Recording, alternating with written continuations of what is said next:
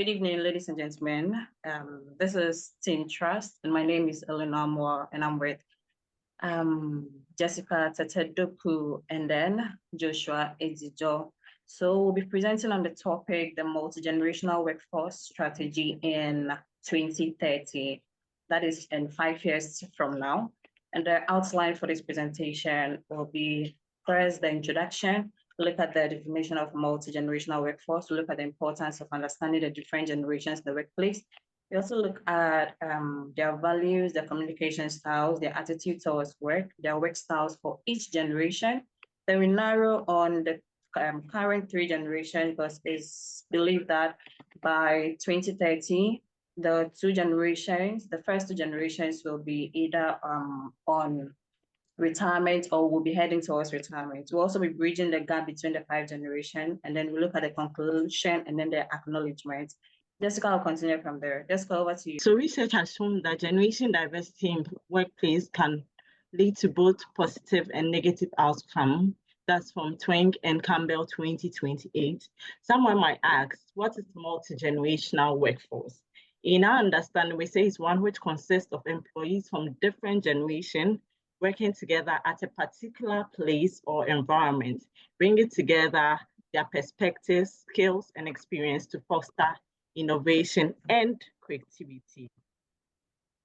So we did a survey with EY Ghana, and with the surveys, we worked on these 5 generations. First, we looked at the traditionalists.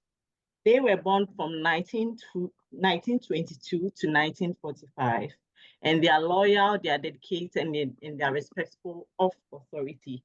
Then we move on to the baby boomers. They were born from 1946 to 1964.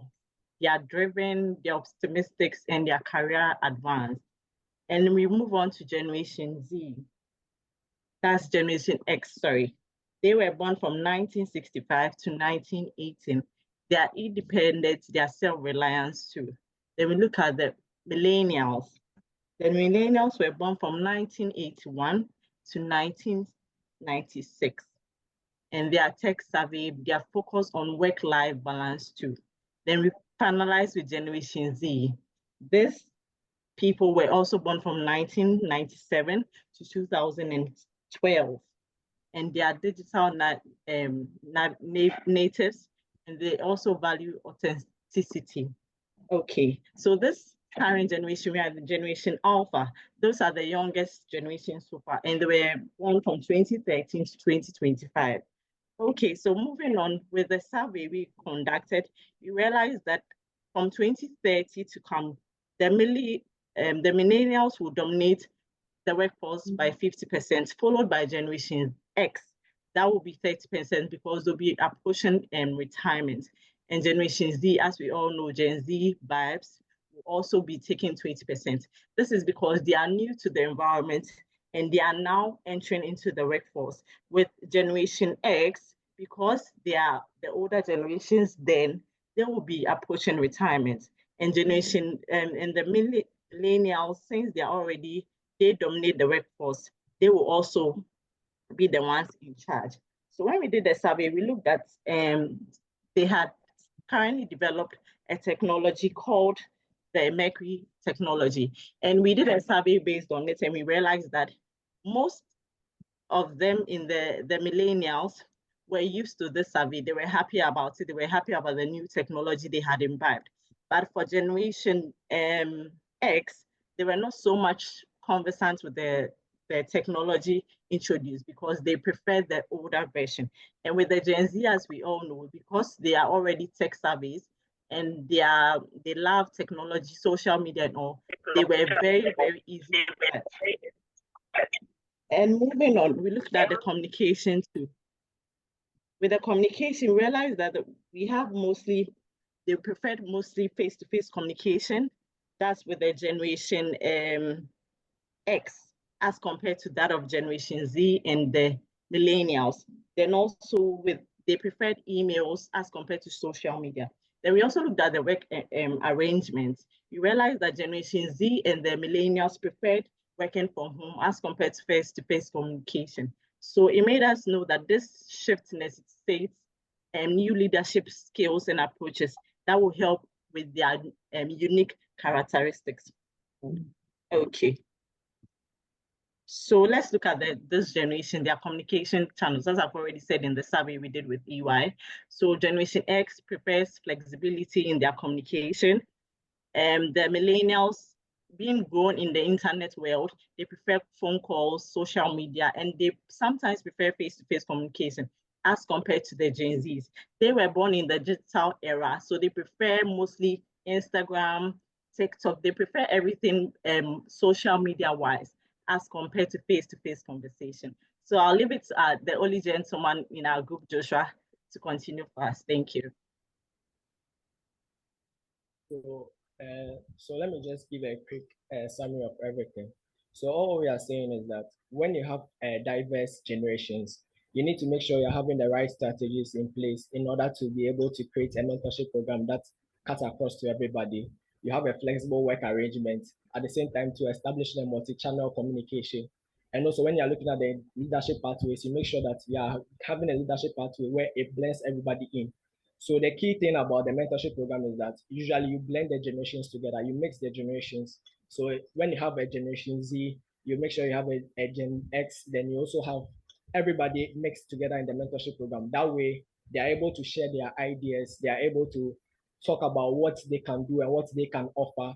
And that way, everybody gets to learn from someone. So, like we are saying, the Gen Zs are the tech service, so they are more tech inclined. So if you have them involved in a mentorship program with an older generation, they can even show them what they need to learn about new technologies and all that. And that way, they also help adapt knowledge to each generation. The older generation also bring out their expertise, and then they learn from each other. When you are looking at the work flexibility, you make sure that you are giving some routine.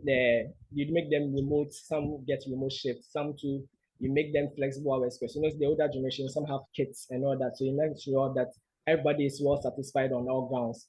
Then the multi-channel communication, we talk about the emails. That's where you also look at the social media. You know, the older generation would like to have a mail. Gen Z will want you to give them a WhatsApp message or maybe a Facebook message. So you just mix everybody together and you make sure that at least once you're sending out an email, you're also giving them an update on WhatsApp, just like we do here at Jaggers. Even though Prof is always updating us on WhatsApp, at the same time, too, we are getting mails on what we need to know and all that. That way, it blends in. Everybody here from different generations is able to adapt to it. Then we also look at the leadership pathways. You don't make sure that it's just the older generation that are only leading.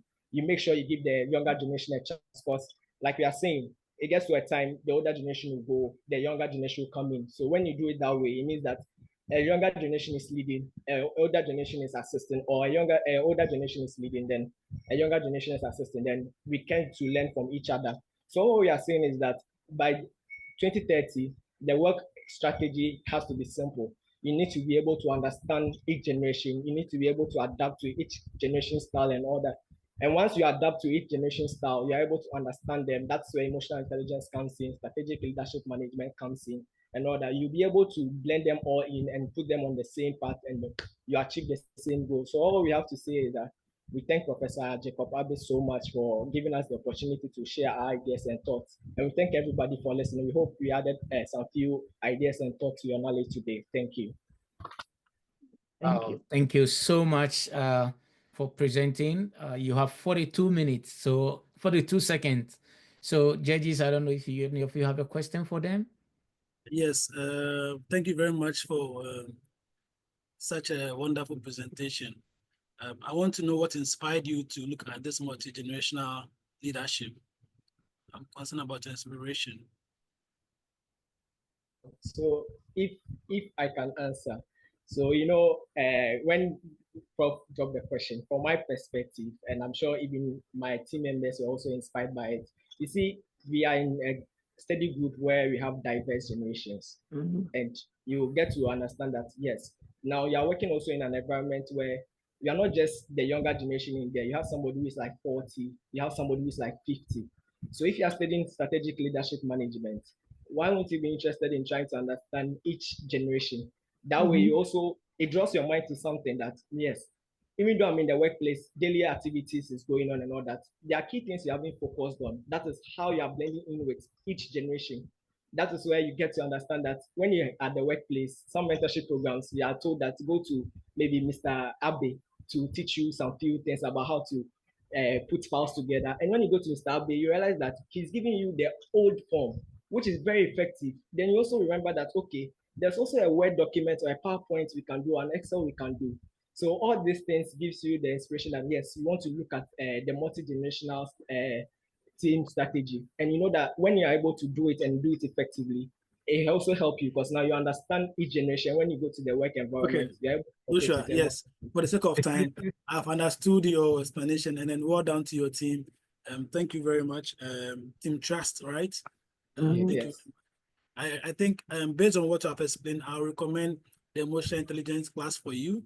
You need to also get that. That will also help you to understand the generational people and also multitasking in terms of multi-generational as well.